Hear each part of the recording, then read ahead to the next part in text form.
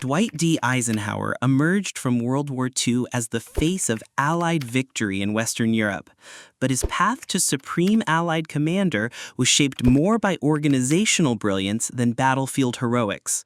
Before the war, Ike had never led troops in combat, yet his ability to coordinate vast operations and manage strong personalities made him indispensable. Chosen to oversee Operation Torch in North Africa in 1942, Eisenhower navigated the challenge of uniting British and American forces, smoothing over cultural clashes while building trust with leaders like Churchill and Roosevelt. His real test came in 1944 with Operation Overlord, the D-Day invasion of Normandy. Tasked with orchestrating the largest amphibious assault in history, Eisenhower oversaw meticulous planning from deception operations like Operation Fortitude to the timing of the landings themselves. On June 5, 1944, bad weather threatened to delay the attack, but Eisenhower made the fateful decision to proceed the next day, a choice that proved pivotal. Once ashore, Allied forces pushed through Normandy's hedgerows, liberated Paris, and advanced toward Germany, with Eisenhower balancing Montgomery's cautious strategies against Patton's aggressive drives. His leadership style, calm, diplomatic, and willing to give credit to subordinates, kept the coalition united through setbacks like the Battle of the Bulge. By May 1945, he had accepted Germany's unconditional surrender in Reims, France. Eisenhower left the war as a global symbol of Allied unity, later translating his popularity into a successful political career as U.S. president. Yet his wartime legacy rests on his rare skill, turning a multinational alliance with all its competing agendas into a single, focused force capable of defeating Nazi Germany. Douglas MacArthur was one of the most iconic and polarizing figures of World War II, a general whose dramatic flair matched his bold military strategies. As commander of U.S. forces in the Philippines at the war's outbreak, he faced a devastating Japanese assault in late 1941. Outnumbered and undersupplied, MacArthur withdrew to the Bataan Peninsula and the island fortress of Corregidor, where his troops endured months of siege before being forced to surrender. Ordered by President Roosevelt to evacuate to Australia, MacArthur famously vowed, "I shall return," a promise that became his personal mission. From his new base, he led the Southwest Pacific Campaign, rejecting a direct assault on heavily fortified Japanese positions in favor of island hopping to bypass strongholds and cut enemy supply lines. His return to the Philippines began with the 1944 landings at Leyte, where he waded ashore before the cameras, delivering a carefully staged speech to the Filipino people. While critics accused him of being overly theatrical and sometimes dismissive of Allied input, MacArthur's strategies were often audacious and effective, pushing Japanese forces back across vast stretches of ocean. By the war's end, he was chosen to oversee Japan's occupation, where his administration implemented sweeping political, economic, and social reforms. MacArthur's leadership combined military skill with a strong sense of personal destiny, making him both admired and controversial. In the Pacific Theater, his name became synonymous with resilience and redemption, a commander who not only kept his promise to return, but reshaped the region in the aftermath of victory. George S. Patton was the embodiment of aggressive mobile warfare, a commander whose drive and charisma made him both feared by enemies and respected, if sometimes exasperated, by allies. A pioneer in armored tactics, Patton first demonstrated his skill in North Africa in 1942, where he revitalized the battered U.S. Second Corps after its early setbacks against Rommel. His insistence on discipline, speed, and offensive action turned the tide in the Tunisian campaign. In Sicily the following year, his rapid advances outpaced expectations, capturing Palermo and reaching Messina ahead of the British, though his rivalry with Montgomery and a notorious incident involving the mistreatment of hospitalized soldiers tarnished his reputation. Temporarily sidelined, Patton returned to prominence in 1944 as commander of the U.S. Third Army in France.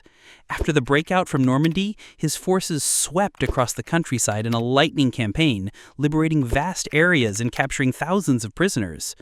His most famous moment came during the Battle of the Bulge, when he executed a remarkable pivot northward in harsh winter conditions to relieve the besieged town of Bastogne. Patton's leadership was marked by relentless forward momentum, often pushing his troops to their limits in pursuit of total victory. His blunt speech and larger-than-life persona made him a hero to many soldiers, though his outspoken nature sometimes strained relations with superiors.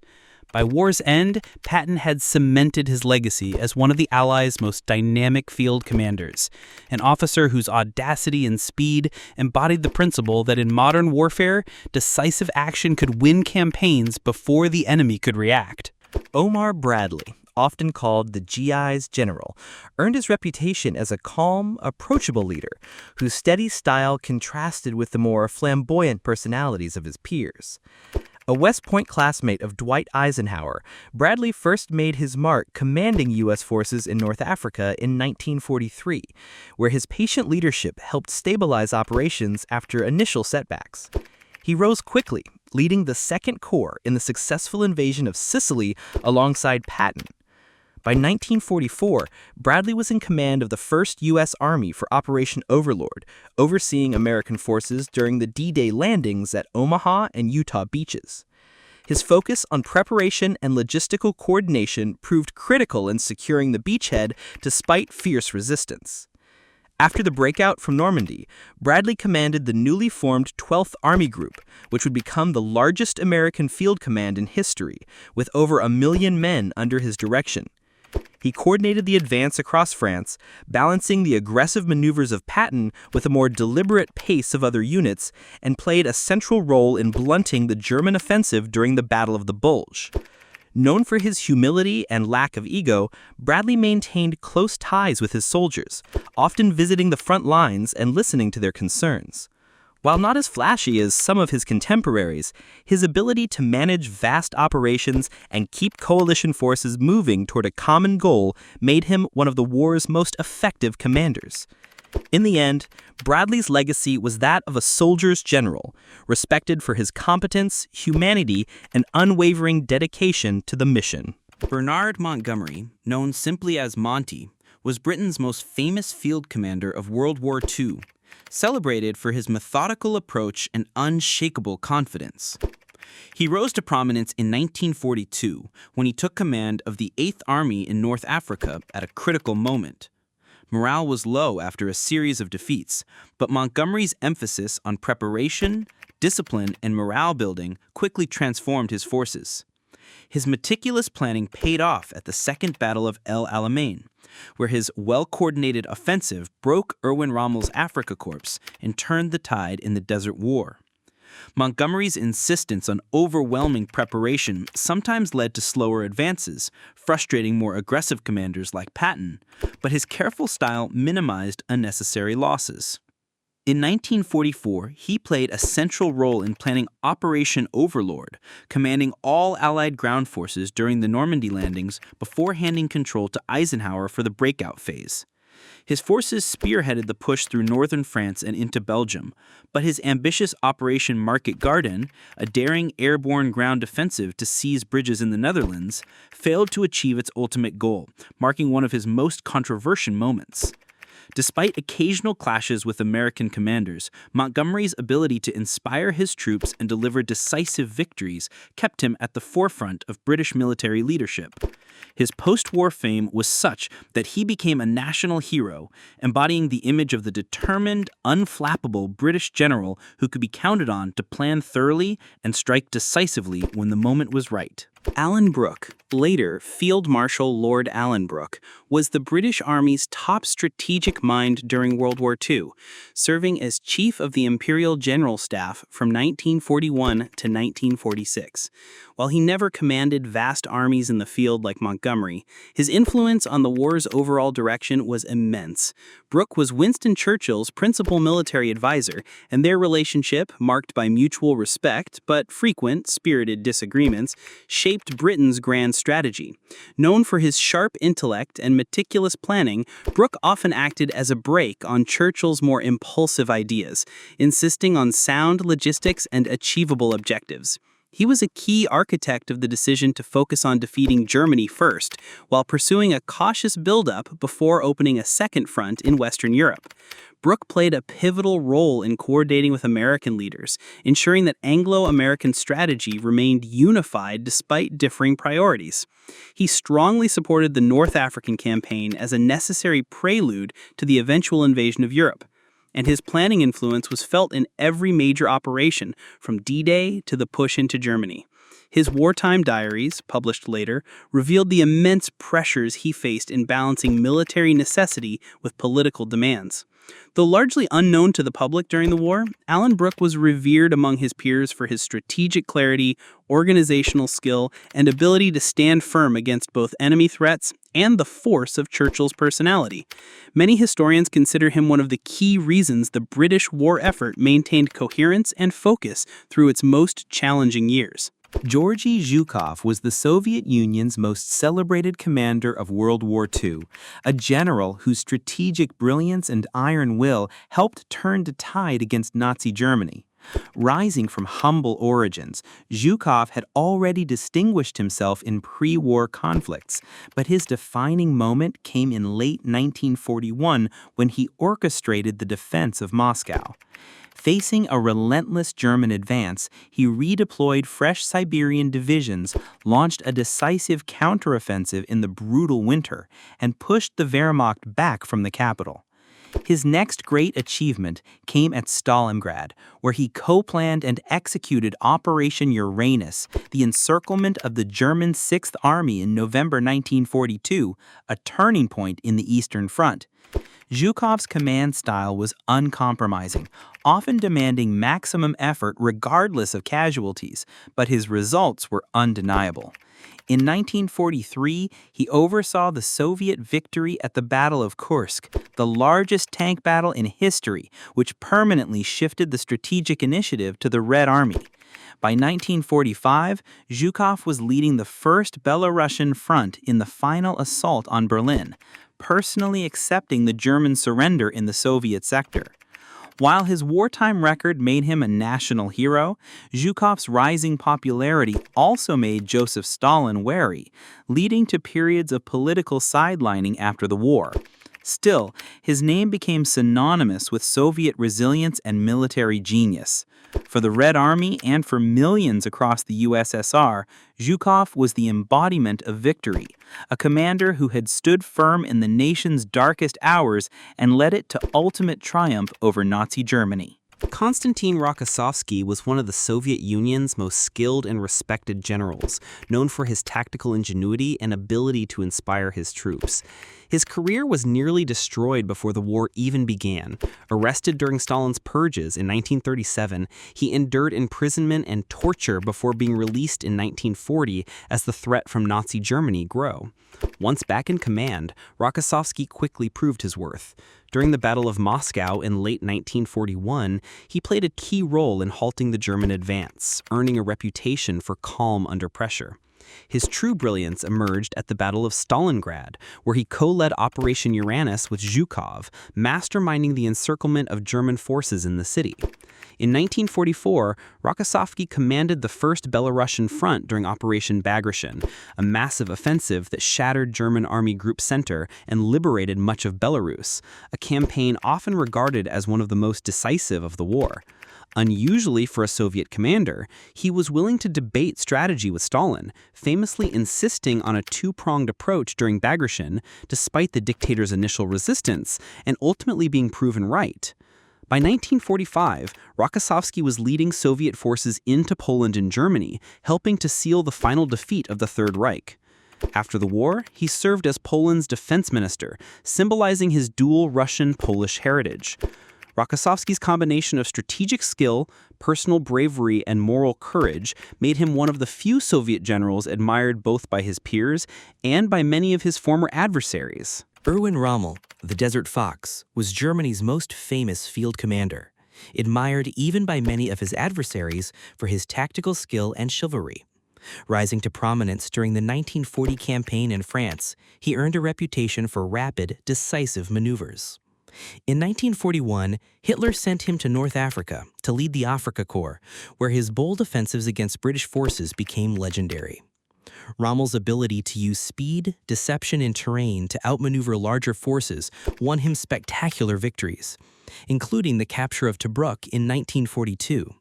However, his aggressive style often stretched supply lines to the breaking point, a weakness that the Allies exploited during the Second Battle of El Alamein, where Bernard Montgomery's meticulously prepared forces halted and then reversed Rommel's advance.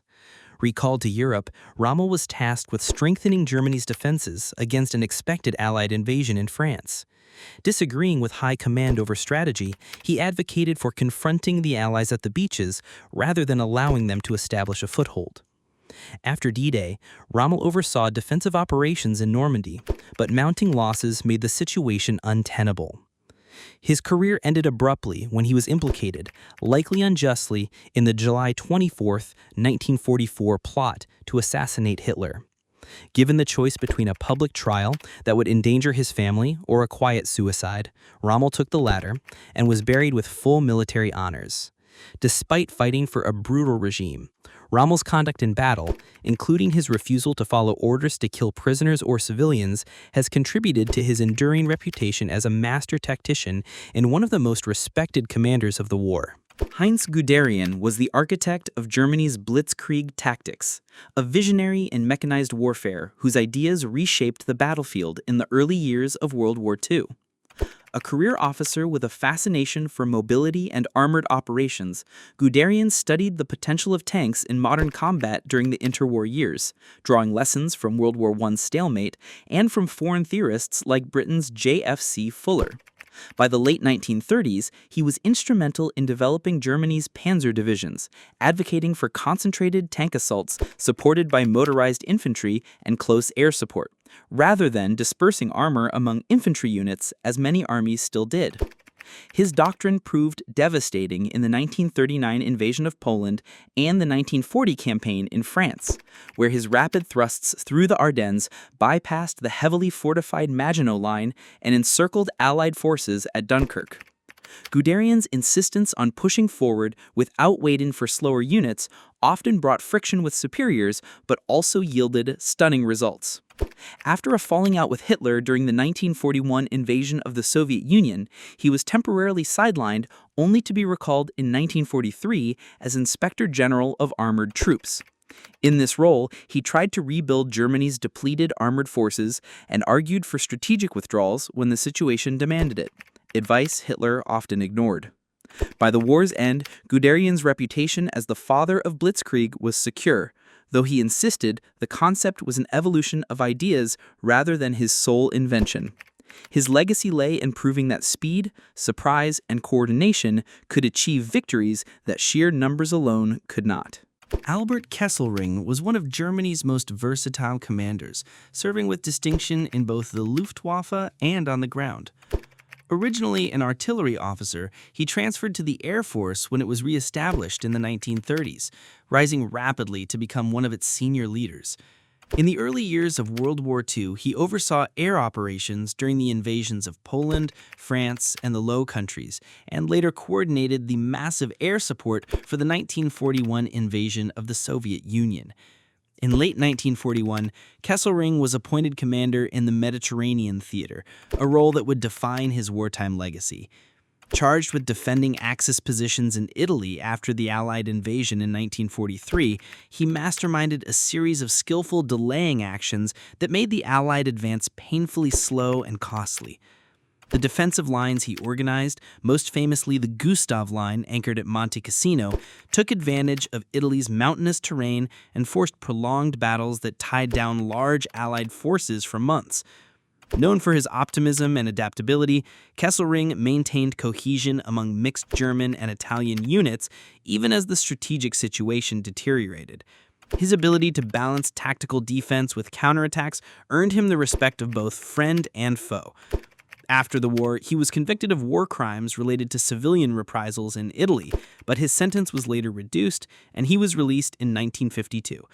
Controversial yet undeniably talented, Kesselring proved that defensive warfare, when skillfully executed, could hold off materially superior forces far longer than expected.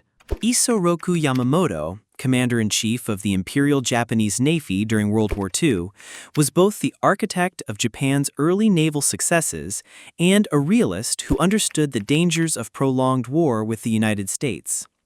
A graduate of Japan's Naval Academy and a Harvard-educated officer who had served as a naval attaché in Washington, Yamamoto knew America's industrial potential firsthand. Despite personally opposing war with the U.S., he prepared to strike decisively when ordered. His plan for the attack on Pearl Harbor in December 1941 aimed to cripple the U.S. Pacific Fleet and give Japan time to consolidate its gains across Asia. The raid achieved tactical surprise and inflicted heavy damage on battleships, but failed to destroy American aircraft carriers or fuel depots, a critical shortcoming. Yamamoto then oversaw Japan's rapid expansion across the Pacific, but his gamble at the Battle of Midway in June 1942, intended to lure the U.S. into a decisive battle, ended in disaster when American codebreakers anticipated the attack, sinking 4 Japanese carriers. Although Japan retained strong naval forces, the loss at Midway shifted the strategic initiative to the Allies. Yamamoto remained active in directing operations, often touring frontline positions to boost morale, but in April 1943, his plane was ambushed and shot down by U.S. fighters after his travel plans were intercepted, a testament to Allied intelligence capabilities. Revered in Japan as a brilliant strategist and respected abroad for his professionalism, Yamamoto embodied both the boldness and the fatal strategic miscalculations that defined Japan's naval war. Tomoyuki Yamashita, known as the Tiger of Malaya, was one of Japan's most formidable generals, celebrated for his bold and unconventional strategies. In late 1941, he was tasked with capturing British Malaya and Singapore, key strongholds guarding the gateway to the Pacific. Despite being outnumbered and facing forces that included British, Indian, and Australian troops, Yamashita advanced rapidly down the Malay Peninsula, using speed, deception, and aggressive flanking maneuvers to keep the enemy off balance. His troops often moved by bicycle through jungle terrain thought impassable, bypassing strong points and striking unexpectedly. By February 1942, his campaign culminated in the surrender of Singapore, considered Britain's Gibraltar of the East, in what Winston Churchill called the greatest disaster in British military history. Yamashita's triumph was as much psychological as it was military, achieved through bold bluffs and the exploitation of Allied miscalculations. Later in the war, he was assigned to defend the Philippines against the U.S. return under Douglas MacArthur in 1944-45. Facing overwhelming American air and naval superiority, Yamashita shifted to a defensive strategy, dispersing his forces into rugged terrain to prolong resistance. The resulting campaign was brutal and costly on both sides. After Japan's surrender, Yamashita was tried by a U.S. military tribunal for atrocities committed by Japanese forces in the Philippines, acts he maintained he had not authorized or been aware of. Found guilty under the controversial command responsibility doctrine, he was executed in 1946. Yamashita remains a complex figure, admired for his tactical brilliance and discipline, yet remembered in history through the shadow of the war's moral and legal reckoning.